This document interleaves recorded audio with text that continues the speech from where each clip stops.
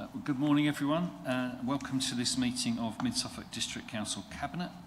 I'm Councillor Andy Mellon, leader of Mid-Suffolk District Council, and I'll be chairing this meeting. May I first of all remind you of some domestic arrangements. Please ensure that microphones are turned off when not in use. Do not interrupt other speakers. If you're attending the meeting to speak and persistently interrupt the meeting, you may be asked to leave. And please ensure your mobile phones are on silent or switched off.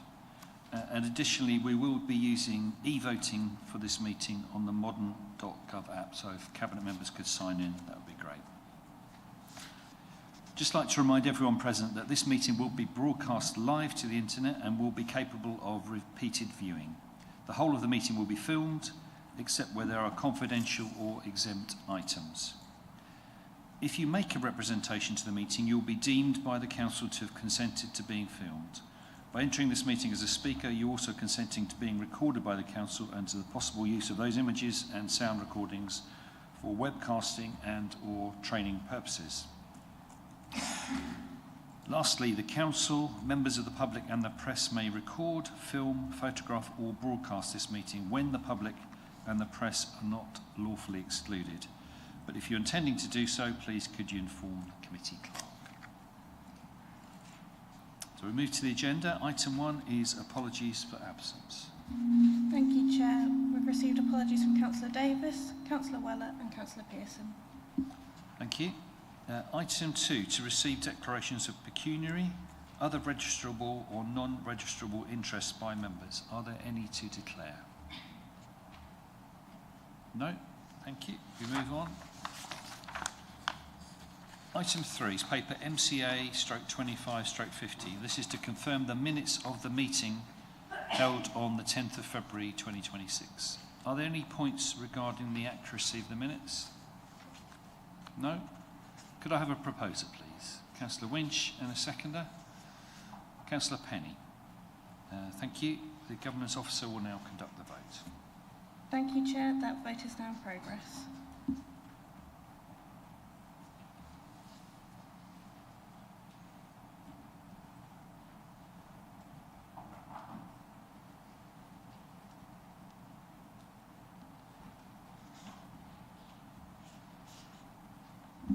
Thank you, Chair. That is 4 votes for. That's unanimous. Thank you. Item 4 is to receive notifications of petitions in accordance with the Council's petition scheme. None received, Chair. Item 5, questions by councillors. None received, Chair. Thank you.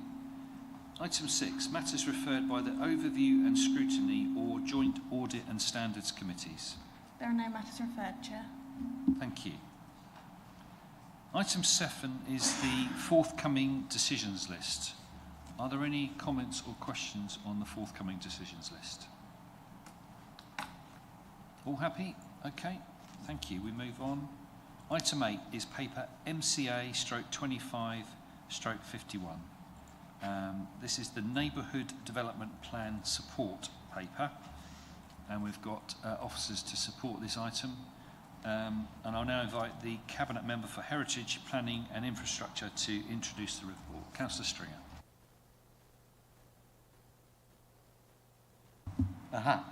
Thank you, Chair. Wrong microphone. Yes, neighbourhood development plans are an important tool in the planning process. They give communities a way of bringing forward development and to be able to shape communities. They're an official part of the basket of policies in any plan. So they're a legal document. They are also, it's crucial that their formation goes through the proper steps and that it's of high quality. Governments in the past have given grants through locality to fund virtually 100% of the cost of delivering neighbourhood development plans. June in 2025, the government stopped that funding, so it pretty much meant that parishes now have to self-fund. We do obviously want to help support neighbourhood development plans here at Mid-Suffolk District Council, and we're quite passionate about that. So what we want to do is formalise a way that we could help support, but also make that make that in a way that is seen fair and actually would help deliver plans that have meaningful weight in the planning process as well. So you've got a recommendation under 3.1 that we support in principle, offering individual grants to town and parish councils to support, and you can see how we've dropped it into two potential slots of funding, and that's basically it. So you know, we'll be formulating that so people can bid in, and knowing, because we've got a finite amount of money, and we need to make sure that that's spread out as evenly and as fairly as possible. So I'd like to move the recommendation under item 3, 3.1 and 3.2. Okay, thank you. Can I have a seconder, please? Councillor Winch? Okay, thank you. Any questions from Cabinet members or lead members present? Councillor Winch. I'm right in thinking you only qualify for this funding if you put site allocations in your neighbourhood plan. Is that correct? Correct. Yeah. Can we just, the bit, I know we have talked offline about this, but I'm still not 100% clear. So if we have somebody who's producing a neighbourhood plan now, well, they've already got a neighbourhood plan, they're going to revise it and put the site allocations in. How do we reconcile what they're doing with the planning process that's coming from on high? So they've got, through the initial call for sites, they've got 20 sites around their village. They're going to pick 10 of these, and then the planning authority is going to pick maybe a different 10. How does that all get reconciled? It will basically depend which one gets there first in terms of through the regulation process. What we're trying to do with the joint local plan process is make it as open and transparent as possible. So at least neighbourhood plan groups, if they're formulating allocations now, are aware that those pieces of land have been offered up. So it's really up to those neighbourhood plan groups to allocate what they wish using the criteria they wish. Obviously, they have a slightly different criteria and have a bit less scrutiny than we will. But I'll pass over to Paul and Robert, if I can, just to give us some of the finer detail on that.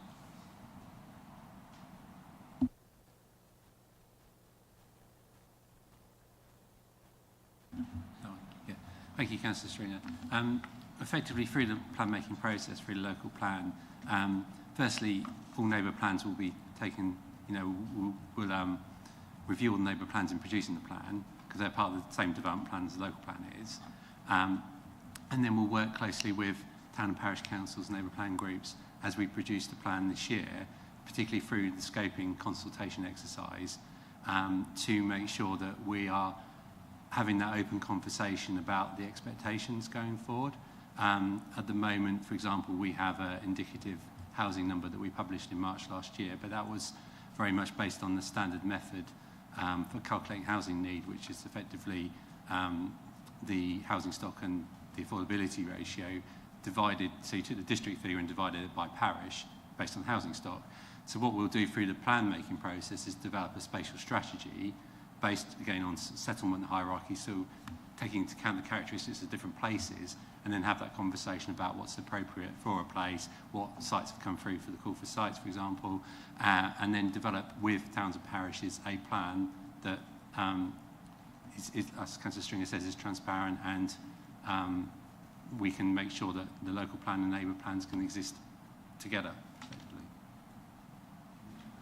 Just a little follow-up. So if a particular community is revising a neighbourhood plan, they will do some local consultation on what the appropriate sites are. Yeah, as part of that process. And they will come up with, are you expecting them to let you know that they're doing this and what's coming out of that process? Is that what so it'll be done in conjunction with yourselves? Absolutely, there needs to be a two-way process. Neighbour plans need to be in conformity with the basic conditions, so that means being in conformity with the local plan as it evolves, and we need to know what each other's doing. And if I can, it will be a bit of a conversation process, because obviously this hypothetical village, they prefer one particular site that we happen to have data that it's liable to flooding, and the community likes that one, but we've got a land bid coming over here that we passes all of those screenings that might look more favourable, of course we'll be having that conversation to say, but of course the neighbourhood plan itself will have to pass a planning inspector. They might not give it, obviously as much scrutiny as they would a joint local plan, but it still has to pass those basic tests of soundness as well, because we can't afford to build in floodplains, etc., etc. I hope that's helpful. Councillor Penny. Is there anything in the recent government planning white paper that might affect the weight of neighbourhood development plans? It's a good question. I don't think they were still written into the latest guidance, and also they were part of the questionnaire of the MPPF consultation that we've just sent back. So at the moment we don't think the weighting of neighbourhood development plans have changed, but isn't to say the government won't end up amending that. Or I believe they still have all weight in planning decisions. That's where they are at the moment, and long may that continue. Okay, question from me then.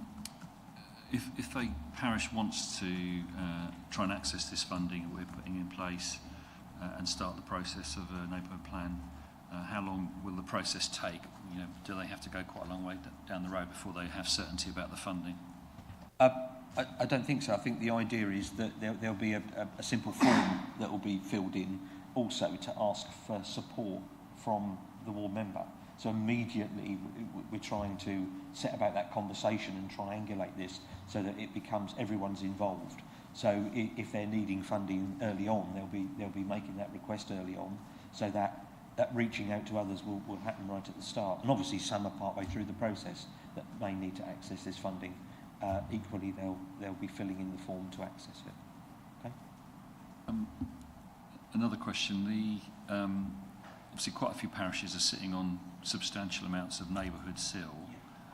Will that be taken into account in terms of if they're applying for funding and yet maybe they've got tens of thousands or maybe hundreds of thousands of pounds in their account? That may form part of the conversation that we have in terms of, it does seem if by allocating more houses it's going to bring back more SIL, and there's significant amounts of SIL already in SIL funding in a parish, you could reasonably expect they'd use at least a proportion of that. That's also, I believe, one of the questions on the questionnaire we send out, whether there's any parish still going to be used towards making of this plan or reviewing this plan.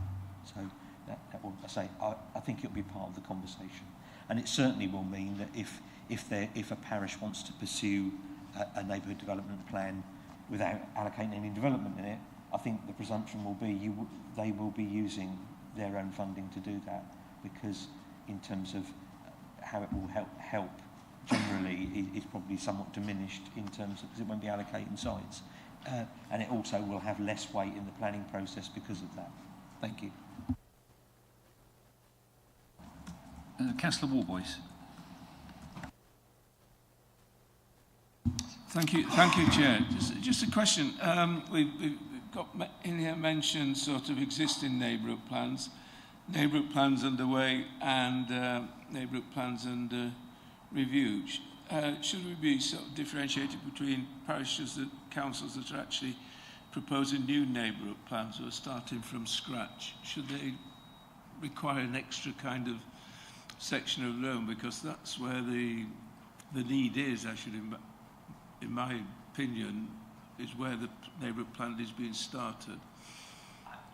I think I'd slightly disagree with Councillor Warboys in that if a neighbourhood development plan is becoming out of date, that the weight of that neighbourhood plan then starts to diminish in the eyes of the decision maker.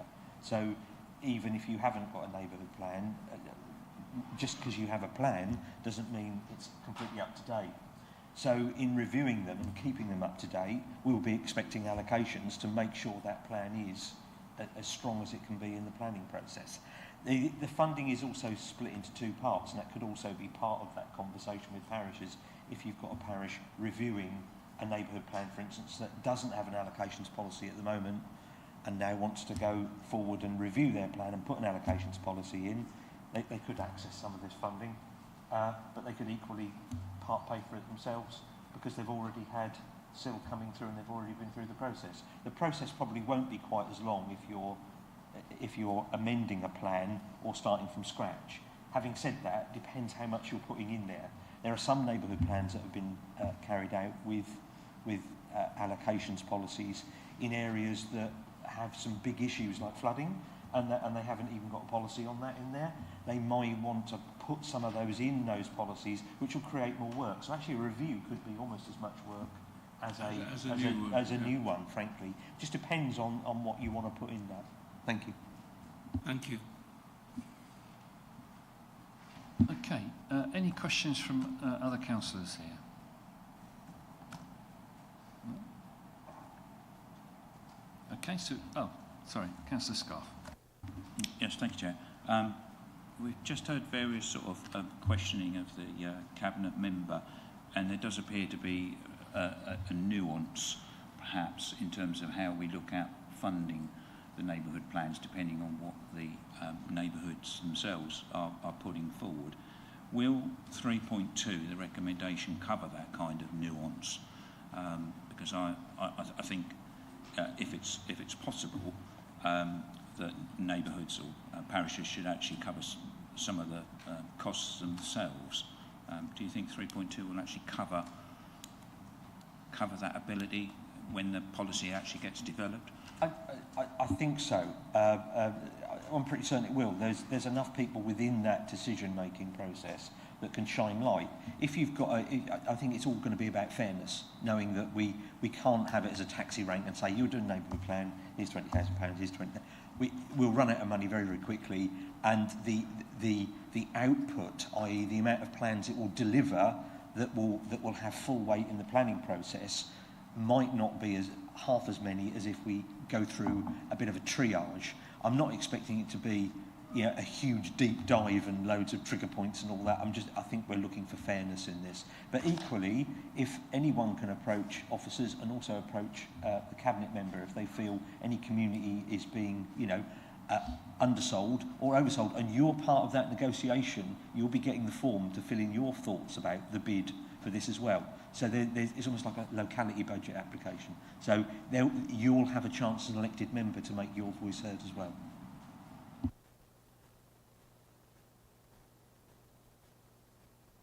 Okay, if no further questions, then we can move to debate on this item. Who'd like to contribute to the debate? Councillor Winch.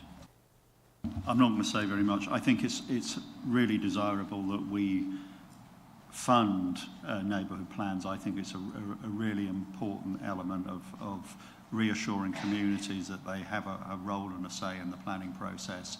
I'm very supportive of linking it with site allocations, because I think in the long term it makes it easier for communities.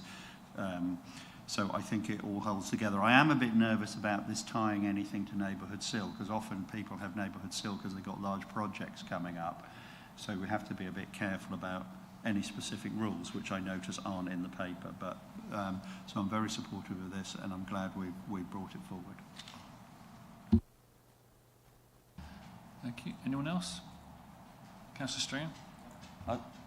If no one else, I'll sort of round up if that's all right. I want to first thank the officers for the work on the document. I think it's a bit technical, but it does try and help and give a flavour of what we're trying to achieve here.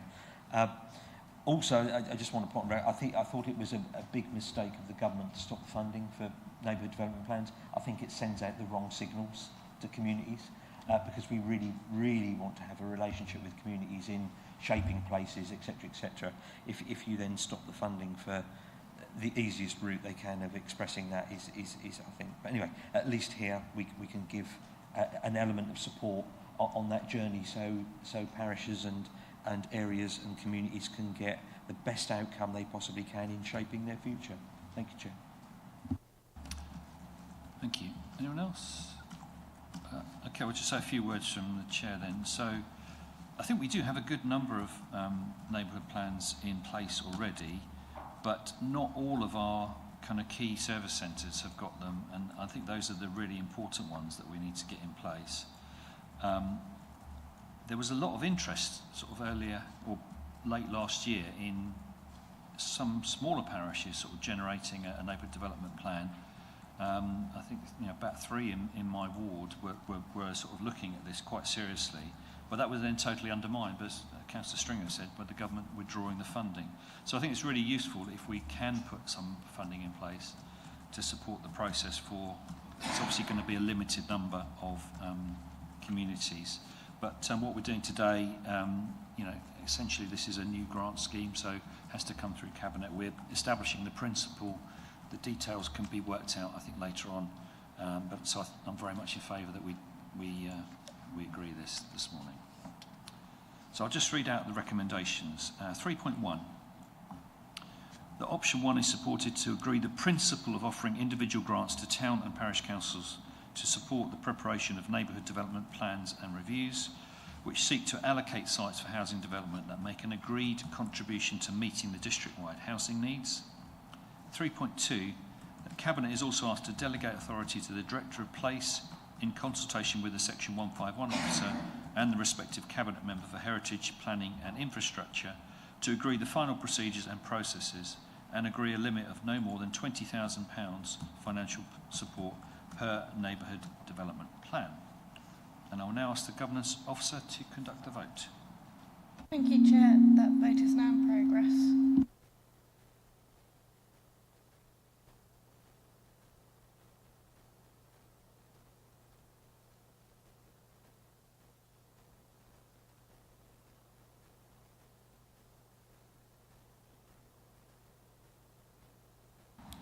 Thank you, Chair. That is 4 votes for. That's unanimous. Thank you very much, and thank you to the officers supporting that item. So we move on to item 9. This is paper MCA/25/52, the Climate Positive Living Scheme in Harleston Corner, and we've got Emily and Holly to support this item. I now invite the Cabinet Member for Housing and Property to introduce the report. Councillor Winch.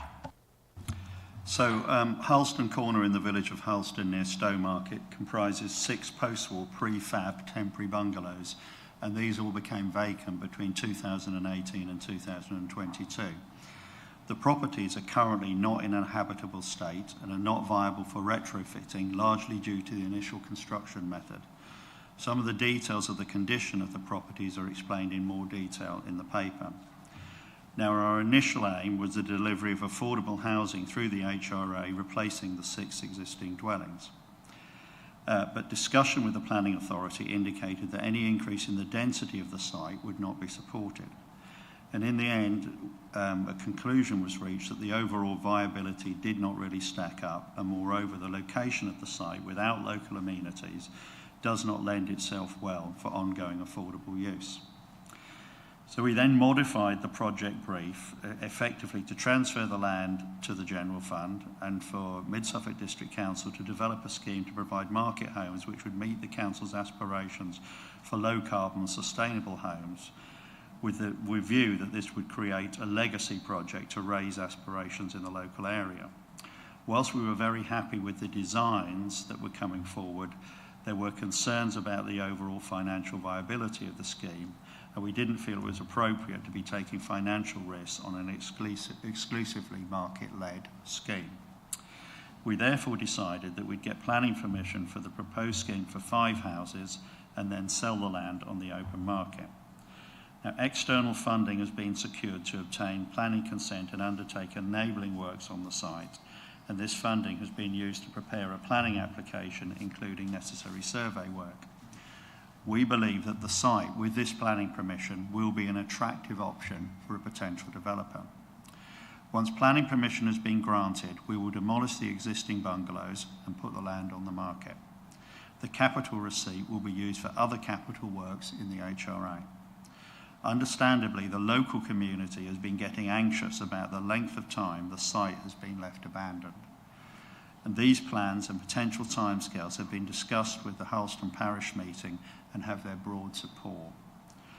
I'd like to thank officers Holly Brett, Gabriella Fox and Emily Atack for their work on this. Sometimes a report doesn't actually reflect all the work that's gone into getting to a particular point, and this is an example. So I'd like to move recommendations 3.1 to 3.4. I think this will be a good result for the HRA and the local community. Thank you, Councillor Winch. Can I have a seconder, please? Councillor Penny. Just to note that this report has a confidential appendix, and if members would like to ask questions on this appendix, the meeting will need to go into closed session. So we just need to be aware of that. Any questions from Cabinet or lead members initially?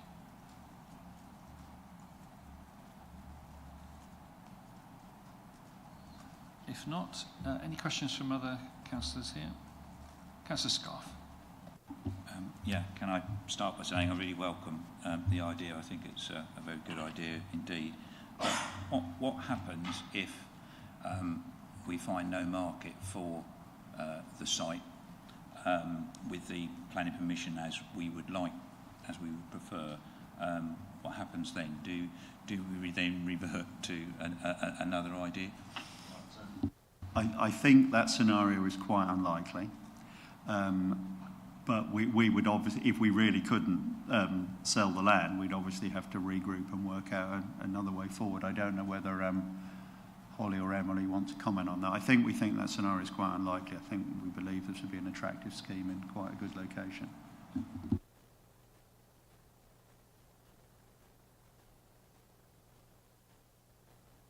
Any further questions?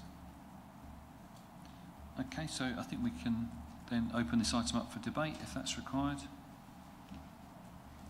Councillor Penny.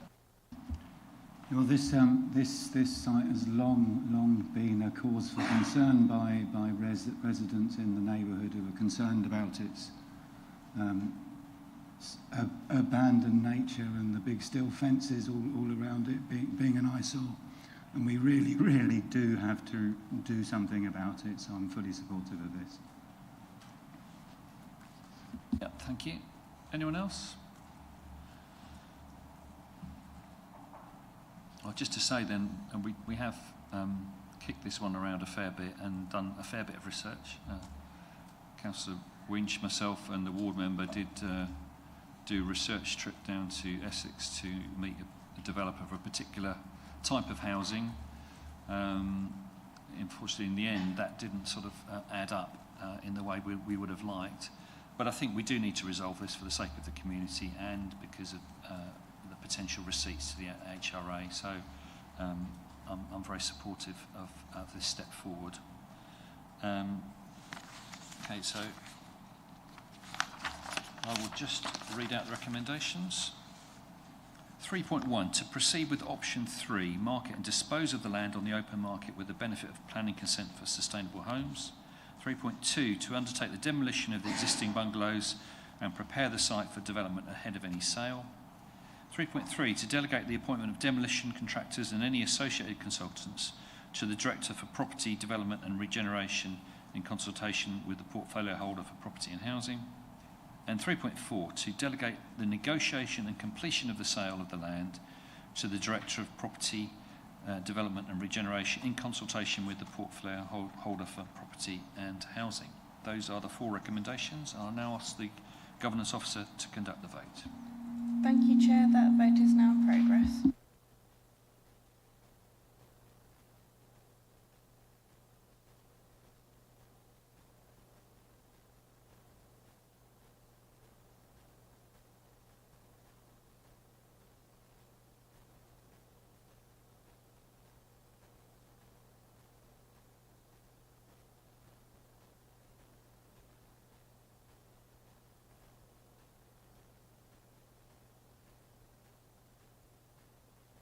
Thank you, Chair. That's 4 votes for. That's unanimous.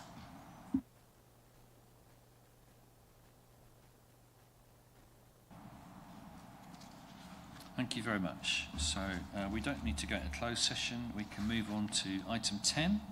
This is paper MCA/25/53, the Rural Transport Grant Funded Pilots Next Steps. And we have Catherine Davies, Sustainable Travel Manager, here to support this item. Now, obviously, Councillor Davis is not well, so she's not here. Councillor Winch, are you introducing this one? Yeah. Thank you. Okay, so I'd just like to start by wishing Councillor Teresa Davis a speedy recovery and hope she'll be back soon. So this report provides an update on the 2 rural transport pilot schemes that we funded through the Rural Transport Grants Programme. And the report sets out how we're working with operators to adapt the pilots in response to the lessons learned so far. So I was just going to go through the 2 schemes. So Rural Connect, delivered by Communities Together East Anglia.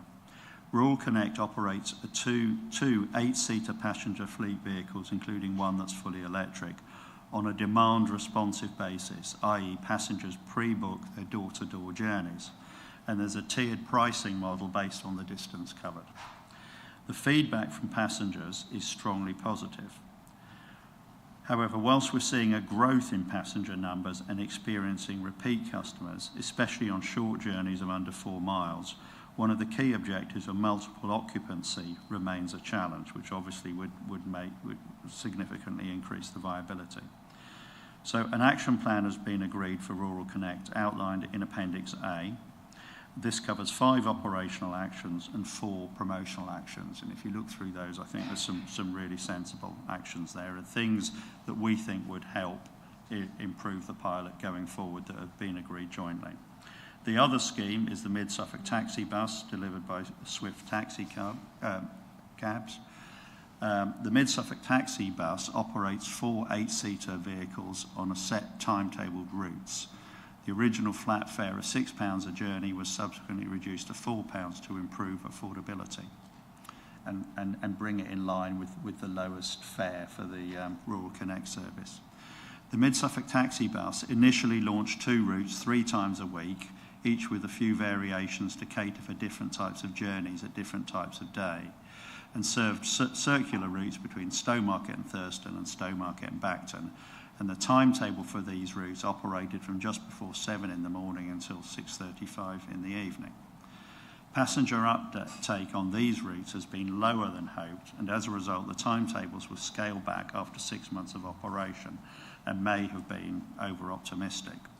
But a 3rd route has since been introduced, a circular route between Stowmarket and Debenham with 2 alternate variations, with lessons learned from the 2 initial routes in mind, and this was launched with a more modest timetable.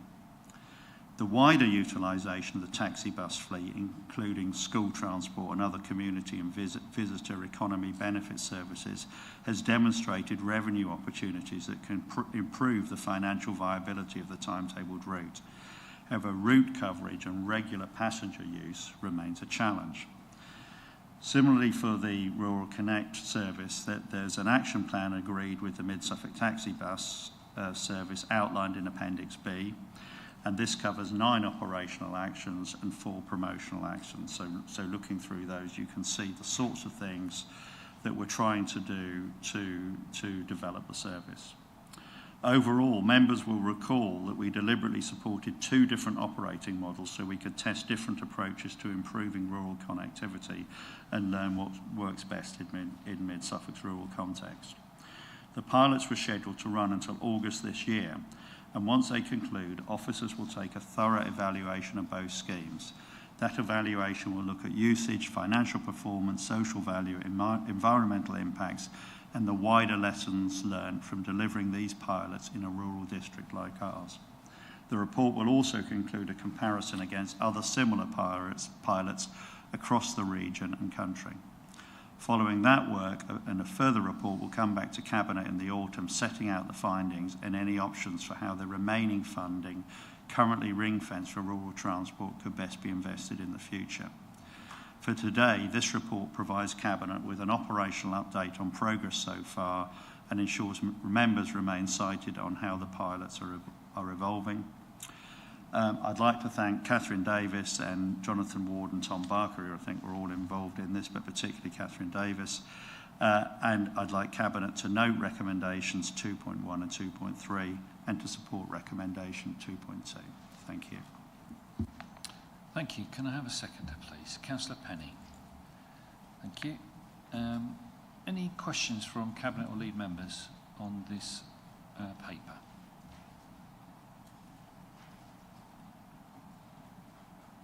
No? Okay. Any questions from Councillor Richardson? Yeah. Thank you very much, Chair. I've got a few questions, and I think some of them might need officer input, so I'll do I'll do them individually if that's okay. So the first one, just to double check, because obviously the paper references that the funding will end in August. Does that mean presumably the pilots will stop at that point, and then a future decision will be taken based on the evaluation? I think that's right, but I will just make sure that's clarified properly. Thank you, Councillor. So both of our operators are keen to see the pilots continue beyond the funding envelope, but it really depends on that financial viability at the end of the 2-year mark, which we are still working towards. Thank you. And then just, I think I'll ask these other ones together because they're all sort of interlinked and mostly around the data. So it's just to understand for both pilots what the current data on passenger use is, and what the cost of the pilots have been to take, because obviously there's reference to the outstanding sum, but not, I don't think, the overall budget. And specifically, I think this is around the taxi bus service. There's reference in Appendix B to the number of, or a desire to reduce the number of empty journeys. And it was just to understand how many of those there have been. Thank you. Provide some data on passenger numbers. Have we got anything we can provide? Yep, so the passenger numbers for Rural Connect, the fully demand responsive transport pilot, up to the end of February were around just over 1,000 passengers carried. And I don't have the most up-to-date figures for Mid-Suffolk Taxi Bus as of yet, just because we're coming up to a quarterly reporting period. So their passenger numbers are only at the moment up until the end of January. On the taxi bus routes, so just the timetabled services, there have been about 120 passengers, but there have been more passengers carried with visitor economy trips and community trips that the fleet are utilised for. That's around 160 journeys. And with the school transport service that was mentioned in the introduction, that's probably around 2,500 journeys carried.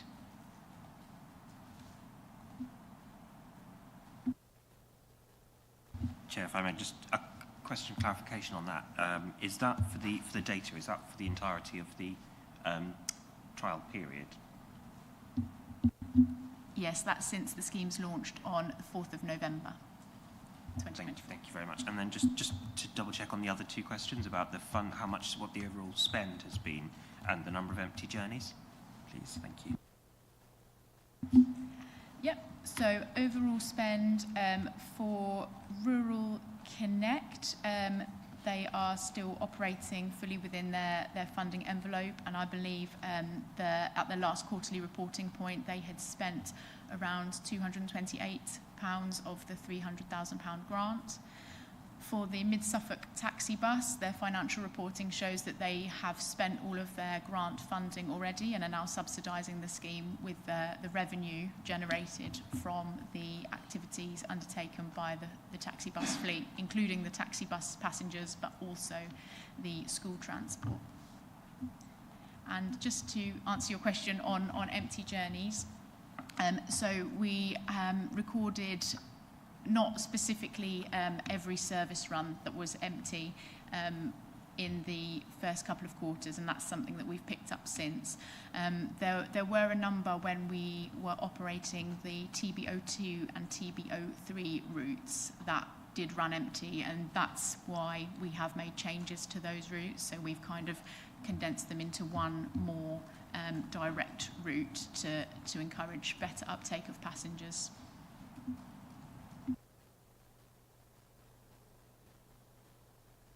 Are you all done, Councillor Richardson? Just one more follow-up, if that's all right. So I noted, thank you, the cost for the Rural Connect was 228,000. What was the figure for the taxi bus service? And just on, and I appreciate obviously it might be something we've only started tracking relatively recently, but do we have a figure for the number of empty journeys? Appreciate they're on discontinued routes. So the funding spent so far on the Mid-Suffolk Taxi Bus pilot is £300,000, which is the full grant. And in terms of empty journeys, I can't provide a figure right now, but we can provide that in the evaluation report that comes in autumn. So we can put it all in the wider context of the full 2 years of operation. Thank you, I am now done. Okay, thank you. Councillor Caston. Thank you very much, Chair. It seems like there's two parts of this, awareness and behavioural change we need for this to be as successful as it can be. Is it time to take a proportion of the funding that we're putting into that and having a professional marketing company do some work towards that behavioural change we need to see to make this a success? I'll give you my answer because I'm straying outside of my area here, but I take your point. I think now we've reached this particular point, I think we should probably get to where we assess the pilots properly. But I think where you're going is one of the issues, and that is the general awareness that this is around is one of the big problems that we've got. Did you want to comment on that, Catherine? Thank you, Councillor. I'll just add, it is something that we can consider and would be open to, and there is funding remaining if we do decide to do that. But the action plans outlined in this report kind of represent what we would like to try first with our internal comms support and with some more support for our operators who could do with a little bit more help with that awareness and promotion. So I think we've got some things that we'd like to try first, and then we can observe whether this does create an increase in usage of the schemes before we consider other options. Okay, any further questions? If not, I think we can open this item up for debate. Who'd like to contribute to the debate? Councillor Penny.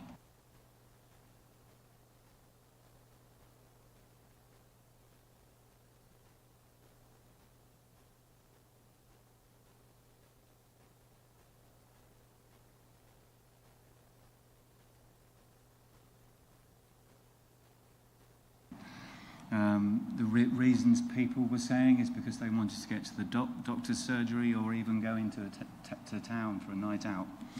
And in the absence of anything else in many parts of Mid-Suffolk, I think it's entirely reasonable that we explored what we could possibly do to help.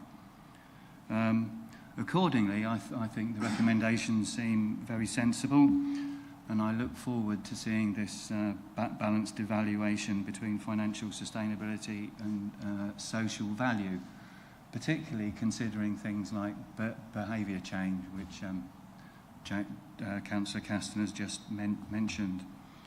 And now onwards, and at the time that the pilot comes to an end, it is important to reconsider. And I think also the effects of LGR might come into play, as I know other, Ipswich Borough does have rural buses, and other councils in Suffolk also operate rural transport systems. It's possible we could look perhaps to work with some of them going forward. Who knows? But I think it's important for us to respond to residents' wishes and explore what we can do to help, as always. And I'll be supporting. Thank you. Anyone else? Councillor Winch. Just to finish off, I think both these pilots really illustrate how difficult it is to crack this nut of rural transport. It's a really difficult area. I think it's important, as Councillor Penny just said, that we try to do something here and see if we can learn some lessons from that. I think what the paper does is outline some very sensible measures that we're taking to try and get more out of the pilot, and I think that's what we need to focus on at the moment. Anyone else? Okay, well, I'll just read the recommendations out in a second. I think right to acknowledge that these schemes were, as a result of funding that was set aside under the previous administration, we have implemented something. Probably slightly disappointed that it hasn't taken off in the way we'd hoped, but this is not unusual in terms of these kind of schemes. Demand responsive transport is notoriously difficult. We only have to look across the border into East Suffolk and the struggle they've had with their catch scheme to show, you know, how difficult sometimes these new services can be. But it'll be really useful to get to the end of the pilot and be able to really fully explore how it's gone, the impact it's had, and whether that can continue beyond the funding period. Obviously, substantial amounts of the funding were used to purchase vehicles, and those vehicles will still be around. So let's hope that something can continue after the funding period is finished. So just to read the recommendations. Recommendation 2.1, note the progress made to date in delivering the Rural Transport Grant Scheme pilots and how they're being adapted in reaction to lessons learned so far. 2.2, the request a further report in the autumn 2026 following the conclusion of the pilots and the funding agreements with operators in August to review overall outcomes, financial position and options for future rural transport provision. And 2.3, note that just over £200,000 remains available to invest in rural sustainable transport, and options for this will be identified and considered within the further report. And I'll now ask the Governance Officer to conduct the vote. Thank you, Chair. That vote is now in progress.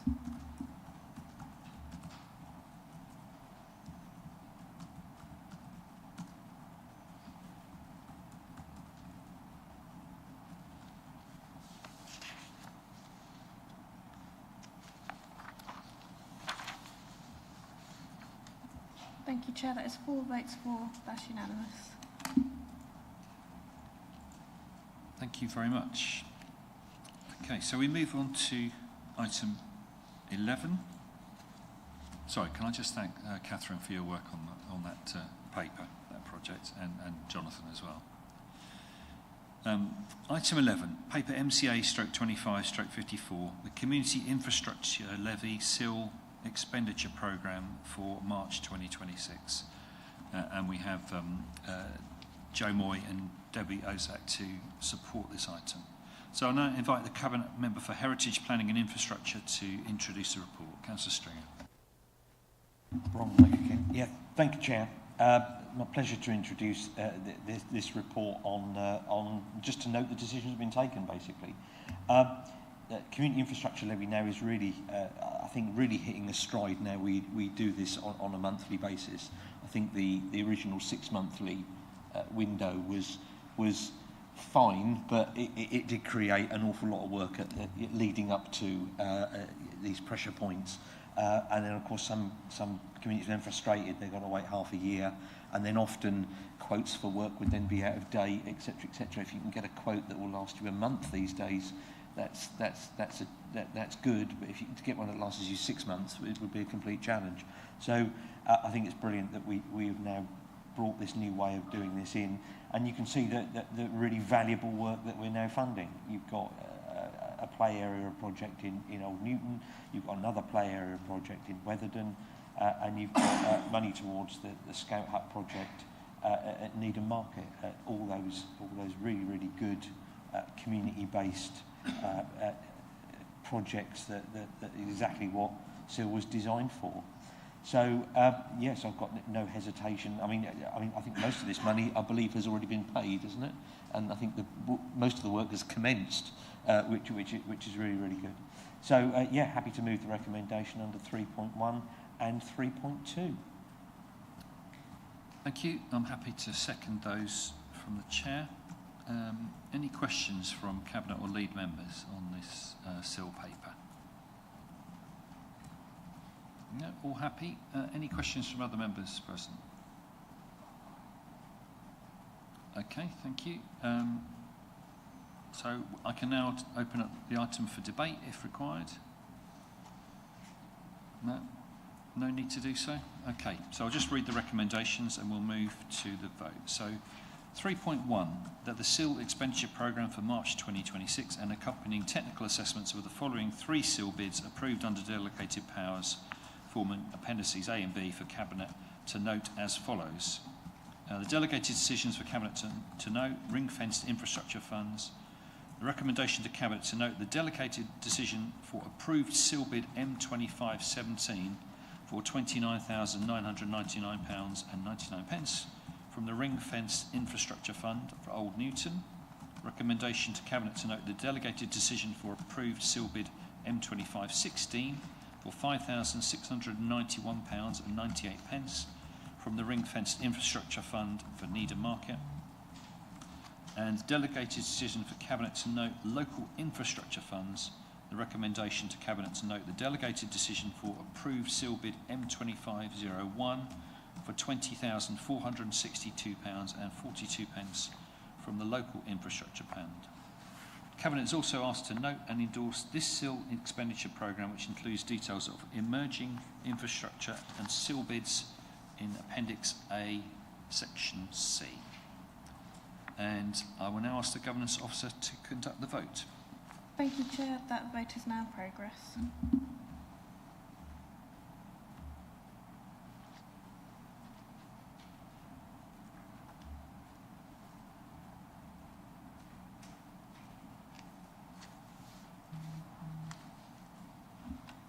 Thank you, Chair. That is 4 votes for. That's unanimous.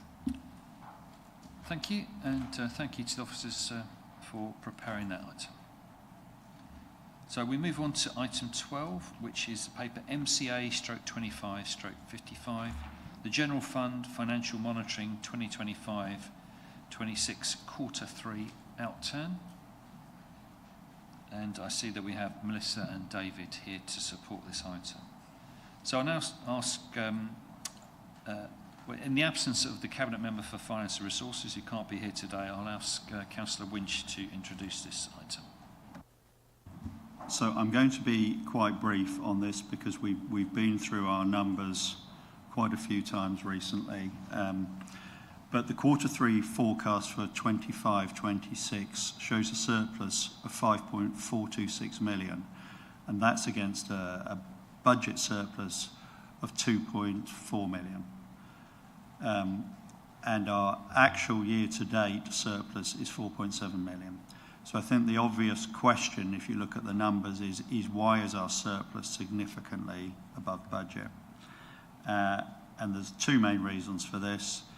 About 2.5 million is due to business rates, and this reflects some adjustments that have been made in budget assumptions and other things during the year, and we've now done a really thorough review of all aspects of the business rate allocations.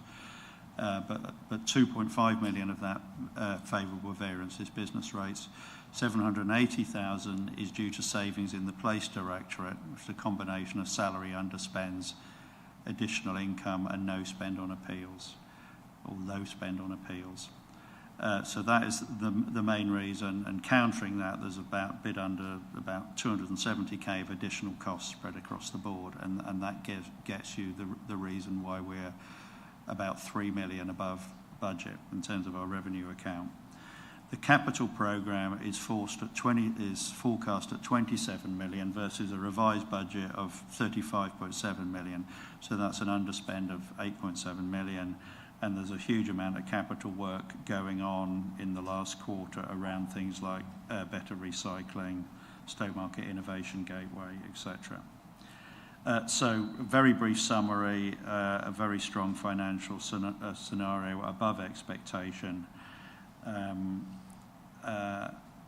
And obviously that's good news. I'm someone who always worries when numbers move more than a certain amount, but that's just me. But thanks very much to David Fevier Ward and Melissa Evans for all their work on this. And I'd like Cabinet to note the recommendation 3.1 to 3.3. Thank you. Can I have a seconder, please? Councillor Stringer, thank you very much.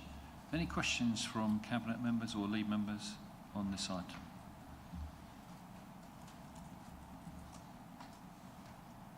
If not, any questions from the other side? Okay, so we'll start with Councillor Richardson and then Councillor Scarf. Thank you very much, Chair, and thank you, Councillor Winch. I appreciate you wearing multiple hats today. It was just a question on the staffing underspend, which I think I've asked previously, but it was just if we could have some narrative on the particular reason for the staffing underspend, because obviously I know there'll be natural churn throughout the year, but it's whether, is there something that's driving that underspend fundamentally? Is it we've got vacant posts that we can't fill, and just whether we, because this is, I think, has been a recurring theme this year, is whether we've sort of baked in any additional assumptions into the budget for 26-27 to sort of counterbalance that, please. Thank you. Alyssa, David, do you want to pick that up? I mean, the savings in the Police Directorate came right early on in the year, didn't they? So the decision not to do so. Completely forgot it's not councillors. Yeah, so we've put 3% vacancy management factor in for the budget for 26-27, so that will come through in the numbers. We can certainly get more detail in terms of those vacancies, but with the 26-27 budget as well, where we have had vacant roles, that those have been removed where we feel it's appropriate to do so. So we've done that work with all of the heads of service across the council. Thank you. Can I just a quick follow-up, because I think that's really helpful. And I think what I'm guessing is that, based on what Councillor Winch said at the beginning, that if there were decisions taken at the beginning of the financial year and posts were removed, then this is what's pulling through, is just that the continuation of those decisions into Q3, which would make sense if I was asking about it earlier and it's still the case. So I think, yeah, if it would be helpful to have that confirmed, but yeah, that's very helpful. Thank you. Councillor Scarf. Thank you, Chair. Councillor Richardson asked my first question. Thank you. Expanding on that a little bit, bearing in mind staff costs are shared with our sister council, is any of the underspend related to the finances of our sister council? Do you get the question? Is it? We have an agreed resource split with our sister council, where we have certain percentage splits based on the volume of work or an agreement. So I don't think it's because we're moving stuff from one side to the other. Okay, any further questions? If not, we can open this item up for debate. Who'd like to contribute to the debate?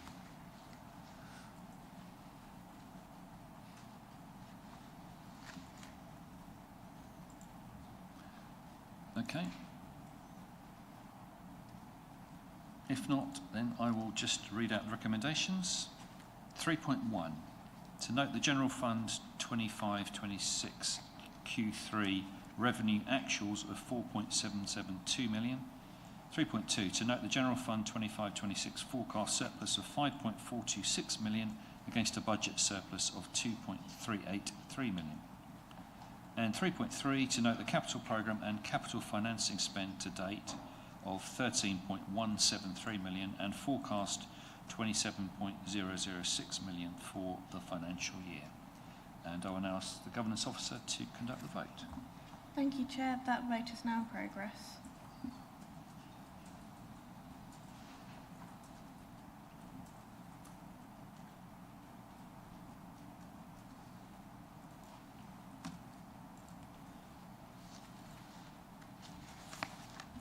Thank you, Chair. That is 4 votes for. That's unanimous. Thank you very much. So we move on to item 13. This is paper MCA stroke 25 stroke 56, the Housing Revenue Account Financial Monitoring for 25-26 quarter 3 outturn. And yeah, we've got officers to support this item. So I'll now ask Councillor Winch again to introduce this report. Yeah, so again, we've been through the HRA in quite a lot of detail at the last two councils, and so I'm going to be brief, but this report records a deficit of 1.99 million at the end of the year, and that's against a budget deficit of 2.1 million. So we're going to be doing a little bit better than budget, but I'd lie if I said I wasn't a bit disappointed in this, in that I hope we'd be able to improve on budget a bit more significantly this year to give us a bit more cushion going forward. If I compare the latest forecast with the budget, we've got a shortfall in income of about 450,000, but our costs are 635,000 lower than budget, which is why we're coming in a bit better than budget. And the biggest variance, if you look down the list, is reduced expenditure of 804,000 in repairs and maintenance. But the big picture is we're broadly on track versus our 25-26 budget. The capital programme is forced to be 14.3 million versus a budget of 24.6 million. So 10 million below budget. An awful lot going on, and it's very difficult to get things moving as fast as we might like. But generally, I think the message from the numbers is we're sort of where we thought we would be. Thanks to all the officers involved in this on an ongoing basis. I can't believe this came out straight after the budget, but there you go. There's Jenny Smithers, David Fevier Ward and Melissa Evans. Thanks for all your work on this. And I'd like Cabinet to note recommendations 3.1 to 3.3. Okay, thank you. Can we have a seconder for this, please? Councillor Penny, thank you. Any questions from Cabinet members or lead members on this item?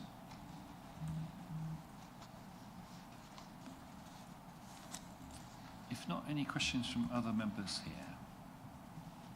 Councillor Scott, thank you. Yes, thank you, Chair. On the capital programme, I mean, we've obviously got problems with capacity issues on the kitchens and bathrooms programmes. What steps are we taking to actually ensure that they get back on target with the contractors?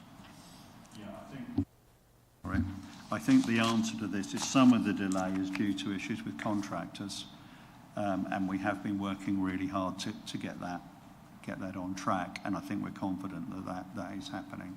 There's an awful lot of work going on in quarter four. Jenny's not here, but it's largely working through contractors to bring that forward. Any further questions? No, if not, we can open this up for debate. Anyone like to contribute to debate?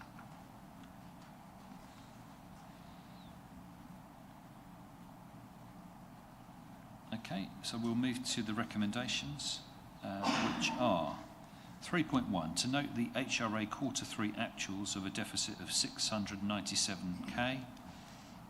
3.2, to note the 2025-26 forecast deficit position of 1.994 million against a deficit budget of 2.108 million. And 3.3, to note the capital programme and capital financing spend today of 7.836 million and forecast 14.37 million. And I will now ask the Governance Officer to conduct the vote. Thank you, Chair. That vote is now in progress.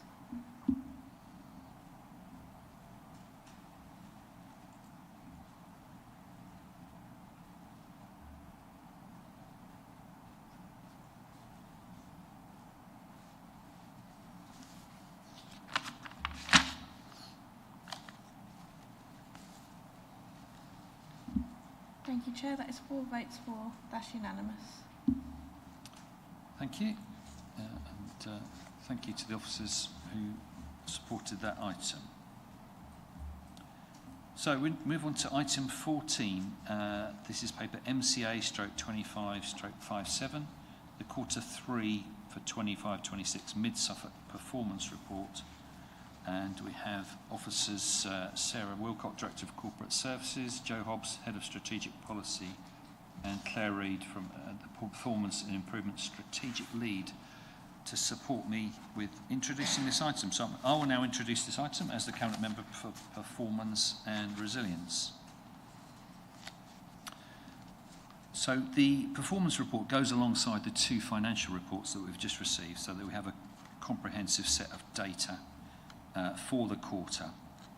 And I'll just, there's a lot of data in the report, but I'm just going to highlight a few things from amongst the very, very large number of measures that we take.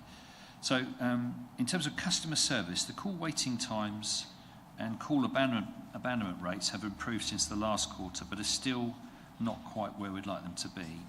The average answer time on the phones was 124 seconds against a target of 105. And the call abandonment rate was 12% against a target of 10%. So we just missed the target slightly. But the performance was affected during the quarter by a lot of increased call numbers following Storm Amy and Storm Benjamin in October. And then we had quite a lot of staff absence during November into early December. So average wait times were 1 minute 42 seconds in October. They rose to over 3 minutes, but they improved back to 1 minute 17 in December. So alongside that, we have had an increase in compliments received in the quarter, and alongside the improved tenant satisfaction measures suggests we are having a positive impact on residents. So we did receive 70 compliments, which is a rise from the previous quarter and certainly a rise from last year. On planning, just to note that the last 2 quarters we have determined 100% of our major applications on time, and this quarter we achieved 98.4% of our non-major planning applications being determined on time. So they're very, very good level of compliance with our targets. On housing, the tenant satisfaction measures are noticeably better in this quarter. Very small sample size, but we do see a positive trend. There have been more lettings and fewer temporary accommodation across both districts during this quarter. Now, alongside the Q3 report, we do have the Council Housing Assurance Report with a lot more detail in there. The percentage of homes that do not meet the decent home standard has reduced to just over 13% for Mid-Suffolk. We do have an improvement plan in progress being drafted, and we continue to reduce the number of homes. Often this is because of difficulty accessing the home to do a proper survey. The Category 1 hazards that we should respond to in 24 hours, we have missed the target, but all the occasions we did miss the 24-hour deadline was due to the tenant not allowing us access or asking us to come back later. So we are actually in compliance with AWAB's law. Just to mention that the tenant satisfaction measure for antisocial behaviour is 0% for this quarter, but this is down to the number of survey responses received. Turning to economy and sustainability, and this is, we look at town centre vacancy rates. They have been high in Q3, apart from Stowmarket. National average is about 15%, but obviously several of our town centres are very small. So even one premises that is empty has quite a large impact on the percentage. So I was 11%, Needham Market 14, but Stowmarket was down to 3.6, which is actually very low compared to national figures. Also, just to say that the work that Groundwork East have been doing to advise businesses on sustainability, they have now met the target. So other areas just to note, we have talked about CIL earlier. During the quarter, £2.3 million of CIL has been awarded or allocated, and 900k of neighbourhood CIL. We've just come to the end of the planting season, and 370 hedgerow plants have been planted, which is more than we did last year. And then finally, just to note that on the former Mid-Suffolk Council offices in Needham Market, the completion date has moved forward, and that, in fact, that transaction is now completed, and that's resulted in a substantial receipt which will be used to support the HRA. So I'm happy to propose that Cabinet note this report, and I'll look for a seconder, please. Councillor Winch, thank you. So any questions from Cabinet or lead members present? Councillor Winch. So I've written down all the areas. Part of this report is the Council Housing Assurance Report, which goes through in quite a lot of detail everything from, sorry I'm talking now, but just the background to my questions. Gives a really good picture of where we are. I've written down all the areas where we've scored red, and I thought as we had some officers here it might be worth just trying to talk about some of those. So I think you covered the emergency hazards one, yeah, which we managed to get onto the BBC website for, which is very infuriating, but there you go. The homes that don't meet decent home standard, can we comment on that one?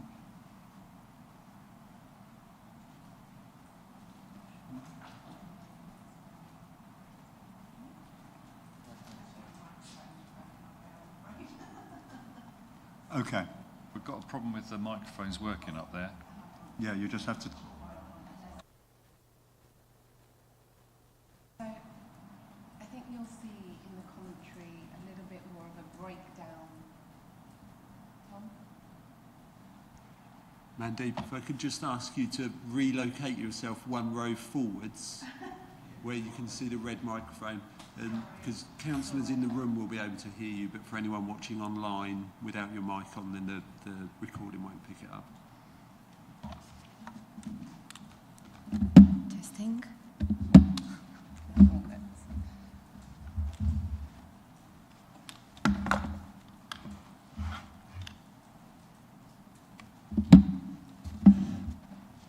Can you hear me, Chair? Go ahead, thank you. So Mandeep is our Director of Housing. So I think you'll see in the report there's a section on the commentary which lists out the plan to get us to decency. It gives you an iterative breakdown on the components that we're replacing and the target dates that we aim to replace those components and upgrade and invest those components by as well. And then significantly reducing that decency, non-decency rates. In the meantime, we're also continuing to finish off the remainder of the stock condition surveys. So we had 19% in total, 10% for mid-Suffolk. And whilst we continue to get that data, we have also mobilised our roofing and our kitchens and bathroom contractor as well. And so there was a question from you, Councillor, earlier around the delay with our kitchens and bathrooms, and our previous contractor wasn't quite performing, so we've now procured a new contractor, Seegers, who've been mobilised, and volumes are starting to increase since January, as we tend to mobilise works to do with windows and roofing in the more drier months rather than towards the end of the year last year. We also hold a lot of household vulnerability data now because we've collected quite a lot of customer profiling, and what we're doing is overlaying that to our stock condition data and also with our plans. So as we're rolling out the improvements, we're still tweaking and triangulating information that we've collected. So our decency, the forecast is by the end of the financial year, we should be around 12% in mid-Suffolk. And we're looking at end of Q1, we should be around that, possibly a percent lower there, so around 9%. If there's any further questions, I'm happy to take them. Tell me if this is not a good idea. I was going to go through the other three red areas just so everyone's got all the background. So the next red area on the report is stage 1 complaints not acknowledged within 5 days, which is this one we've had knocking around for a very long time. Did you want to comment on that? I think we've actually got a comment in the next to each measure now, which is a lot easier to follow. But did you want to comment on that one, I think? Thank you, Councillor. Sure. I think I need to get a little bit more under the hood on this particular area, but there was a data collection issue around an anomaly with resolved or responded to. So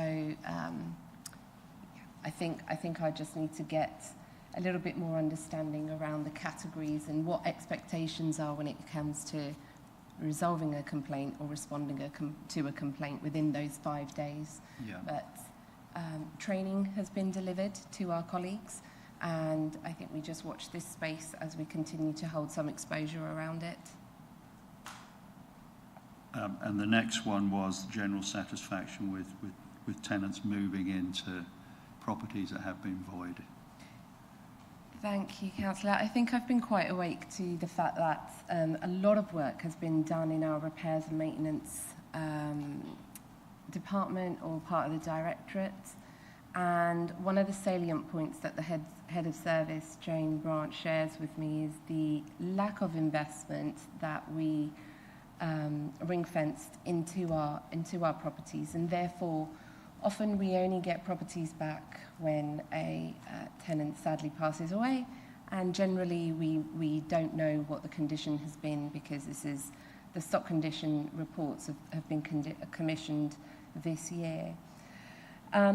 And so what we're finding, and what Jane and the team are finding, is that the condition of the property is really poor and requires a lot of major works, and generally lots of upgrade works and compliancy works. And at that point, I think there was pressure around void turnaround times rather than quality. So some of our customers and tenants who've moved in, the standard hasn't quite been up to the void standard that we prescribe and sign up to as well. So we had a void workshop about a month ago, where we've now taken out any voids that need extra work out of our void turnaround timescales, so that we can give proper diligence and due diligence to the works that are required, and the compliancy works such as electrical rewires, kitchen and bathroom upgrades, and those take a little bit more time. But we should see a swing now on the tenants moving in and their satisfaction with a more remediated and livable property, rather than what we've been reporting on recently. There's one more. I mean, and we're post-inspecting every void now, so we are, yeah. Indeed. Satisfaction with the antisocial behaviour, as Councillor Mellon pointed out, there was only one item, but I think there's quite a lot of work going on there. I just want to make sure everyone's reassured that we're getting on top of the red items. Yes. Yeah. We are paying particular attention to those red items, and they are the areas that we do need to focus in on. We've onboarded a new member of staff, Nathan, who comes with expert background knowledge and working knowledge with antisocial behaviour, so we are excited to have him on board.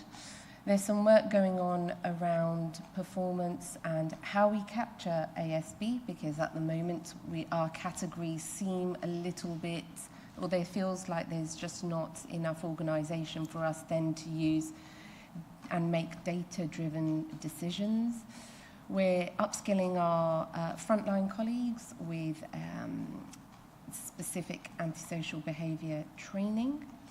And we also welcome our new head of housing, Doug Stother, who's in the chamber today, who also has excellent background in managing antisocial behaviour and working background of it, but also the application of what we're required to do with the consumer standards and our regulatory accountability, and applying that to the day job.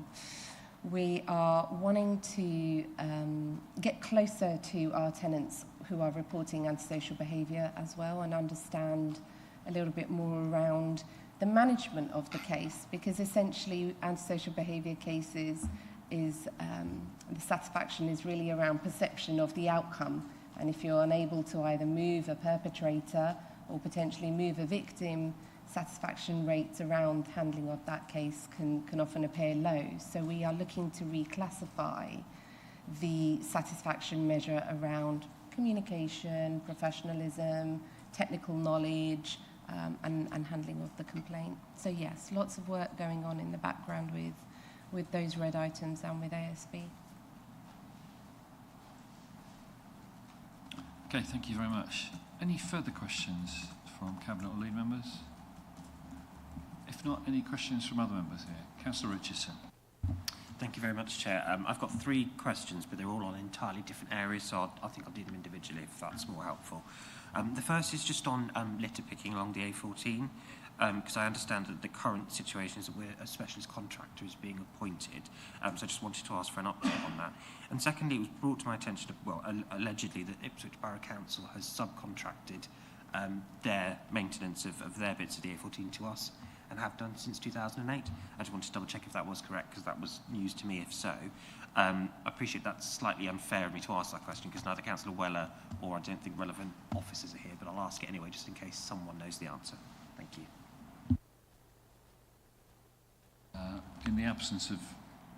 Okay. Chief Executive, thank you. I will not claim to be the expert in this area, but certainly as I understand the most recent position, that's probably as of a week ago, we were just finalising the contracts, and clearly once we're able to start the new litter picking, we will let all members know in good time. In relation to Ipswich, yes, that's correct. So we have, I don't know how long for, so you may well be right in terms of the timescale, but we have for a while been providing that service on behalf of Ipswich, so clearly we need to make sure in any new provision that covers not only our own needs but also theirs. Thank you very much, Chair. That's very helpful. Just second question then is a planning related question for Councillor Stringer. I just wanted to ask for an update on the status of the excellent planning permission for the Marks and Spencers in Stowmarket, because I understand that's I think had planning permission for just under a year but hasn't actually started building, and I gather some of the delays might be sitting with us. And so I just wanted to check, is that A, the case, and B, is there anything being done to rectify that if it is correct? Thank you. The planning application you're referring to, I think, is in Gun Cotton Way. It's not put in by Marks and Spencers. It's not retailer specific. In fact, there are 3 retailers on that site. There's been, and it hasn't gained planning permission yet because it hasn't fulfilled the ask of the planning committee that recommended approval. So officers have been working on that to try and work through all the issues that were highlighted at planning committee to make sure that the decision that we finally come to is sound. I hope that helps. Thank you. Just a quick follow-up, just to make sure I've understood it. So it was granted, the site was granted approval by the planning committee, but it hasn't been issued with the formal planning permissions yet? Correct. That approval came with several conditions that needed significant amount of work on behalf of the applicant to make sure that it was sound. Okay? That work has, I believe, almost concluded, and I think we're getting quite close. But you can never tell with these things. But anyway. Thank you, Chair. That's very helpful. And then just the last one, which I think would be for Councillor Winch, and I think, Chair, you partially answered the question in your introduction. It's just around our former HQ site in Needham Market. So it's just, I wanted to ask how much, if we're allowed to be told, how much was the land sold for? The second question was what were we going to spend the capital receipt on, but I understand, based on your introduction, it sounds as though the entirety of that is going into the HRA. And then the last bit of the question is there a sort of a specific reason why we decided to sell it rather than continue developing the site with Mid-Suffolk Growth Limited? Thank you. Yeah, I'm not sure whether the actual amount's in the public domain yet or not. Is it? So it's not in the public domain as yet, but it will be on the land registry in due course. I'm happy to update you outside of this meeting.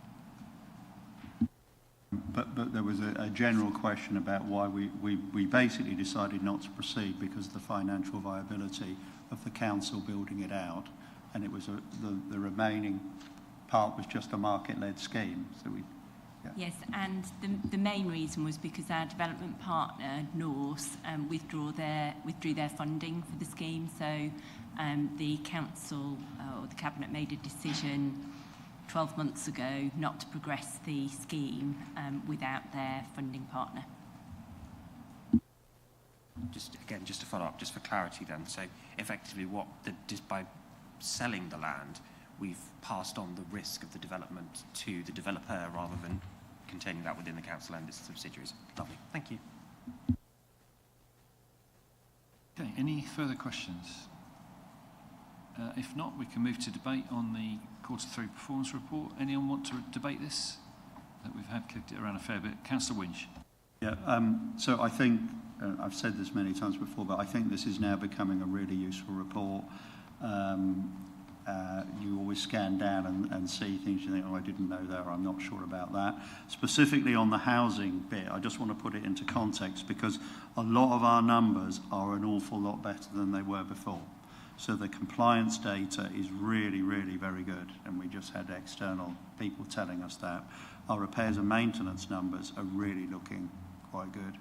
Our tenant satisfaction measures are looking good. So the overall picture is really a lot stronger. We have got the few, and I wanted to go through the few items because I think what we're saying now is we have got a few areas, but we really are doing a lot of work behind the scenes on getting on top of those. And everyone in the team is very aware of those, and I'm very confident we will be seeing those numbers move. But thanks for everyone involved in putting this together. It's really useful. Thank you. Anyone else? No? Okay, so we're just noting this report, but I'll just read the recommendations. To note the performance for Q3 of 25-26, including the key performance indicators that are shown as red in the status and the commentary around these. And I will now ask the Governance Officer to conduct the vote. Thank you, Chair. That vote is now in progress.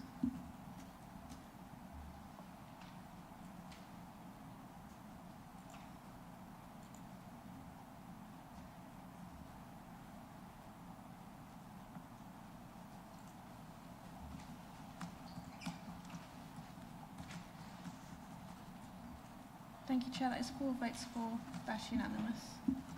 Thank you very much. So just to mention that the next meeting is scheduled for Tuesday the 7th of April, 9:30 a.m. here again in the Council Chamber. Can I thank everyone for attending and for contributing to this meeting? Thank you.